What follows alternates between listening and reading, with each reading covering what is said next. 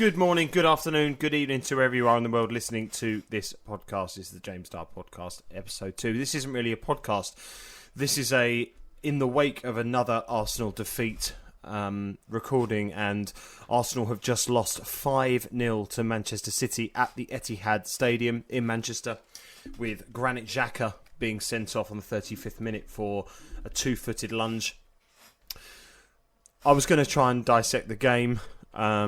There really isn't much to dissect. Arsenal were horrific. Lack of application, lack of passion, lack of desire, lack of real effort in the main. Not from every single player, but in the main. And for me, in any Premier League football game, in any game at all, whether it's amateur or Premier League level, you have to apply the bare minimum, and that is passion, desire, effort.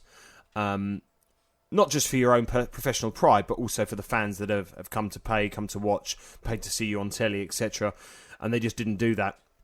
Again, in the main, a couple of players of note that I thought gave what they could in the game. Emile Smith-Rowe, although he was quite poor in possession, he tried his best and was often surrounded and hounded out. Xhaka in the first half, I felt, again, when he got the ball, tried to do something, but very, very difficult when, again, you're hounded out by 3 or 4 players.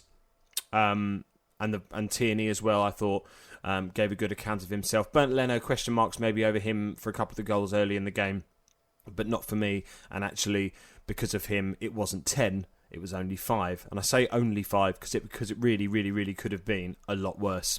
In terms of worse, it doesn't get much worse for Arsenal.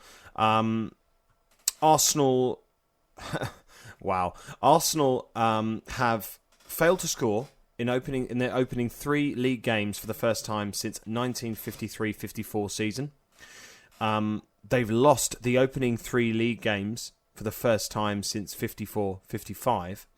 And they've lost in the Premier League by a 5-goal margin, or 5+ goal margin, for the first time since March 2014, which was a 6-0 defeat at Chelsea. And that's via Sky Sports stats. Where do you go? What do you say? What do you do? It's really difficult. In terms of the game, there were a couple of moments of note. I felt the first goal is really poor. Holding, Chambers, Kolasinac playing as a back 3.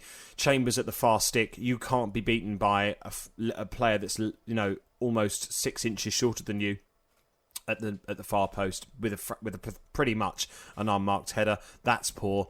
The second goal, I didn't feel the second goal should have been ruled out until Kolasinac received the yellow card for a very similar incident to what Laporte did on Chambers. I don't blame the referee, really. Chambers goes down, takes a gamble, hoping VAR is going to help him out. Whether Chambers being involved in the game and not being down on the floor holding his face would have made a difference, who knows? But I did feel that shows an inconsistency there, but we're really clutching at straws.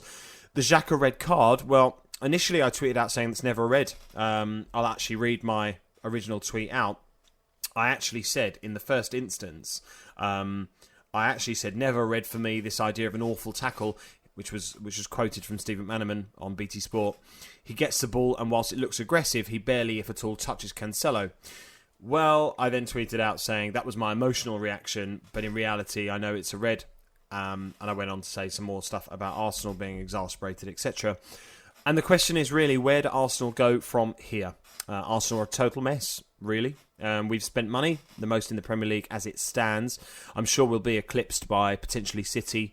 Man United may do a little bit more business. Chelsea look like they're going to get Koundé or someone of that ilk. So another bit of money spent there, and that may take them above Arsenal at the present time. I don't want to oversaturate the market with the same message. Arsenal spent a lot of money. Biggest spenders, haven't really improved the first team. I'm pretty sure Ben White goes into that team and does improve the defensive line, and it can't get any worse, given how poor the Arsenal back line was today.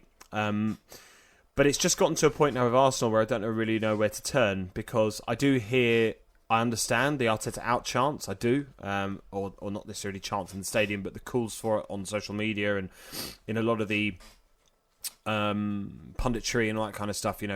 Arteta's name being mentioned a lot in terms of what on earth, or how does he get out of this one, if at all, and the only way for him to get out of it is to be sacked.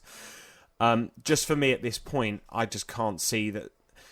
where we go, because if you sack Arteta, you get in a new manager.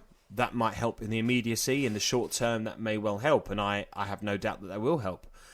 In the short term, the problem is you're still stuck with the same owners, you're still stuck with the same process. People like Edu, Vinay, Kroenke's above him. So where do we go? What do we do? And I think that's the scary question. It's one that I don't have an answer for. I don't think anybody really has an answer for. It's very easy to say we need a reformation from the top to bottom, and I think that's true. I think we absolutely do. The problem is that one that takes time, it takes money, it takes energy, it takes effort, and I'm just not sure that Arsenal as a club at this present time has the application to do it, and that scares me a lot, because for me, Arsenal are at the lowest point that I've ever seen them, and I highlighted there that since the 50s, this is the worst start. So this is now sort of, This to me is sort of at its peak level, in the sense of we may get worse from here, in the sense that we could be relegation candidates this season if things don't improve very quickly, and I'm very serious about that comment.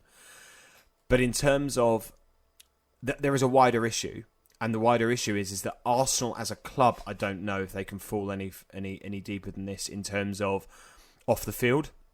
On the field, of course, it can get worse. We can go down, we can go further, we can, blah, blah, blah. But as a club, as an institution that we are, as the household global name that we are, the brand that we are as well, where does it go from here for Arsenal?